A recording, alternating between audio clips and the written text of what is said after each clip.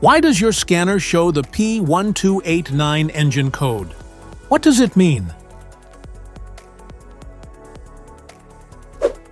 P1289 is a diagnostic trouble code for cylinder head temperature sensor signal greater than self-test range.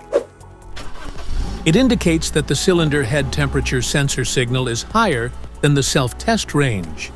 When this code appears, you should stop driving and immediately repair your vehicle. So, what causes this imbalance? Here are the most common culprits. This error could be caused by these possible faults in your car. Faulty cylinder head temperature CHT sensor. Wiring issues. Engine overheating.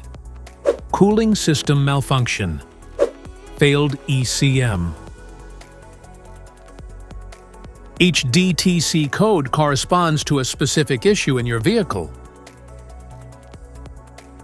This engine code appears in various OBD2 vehicles, especially comes in Ford Edge and Lincoln MKX. If you want to fix this error code, let us know in the comments section. We will definitely make the video on your demand. If you like this video, don't forget to subscribe to our channel. Thanks for watching.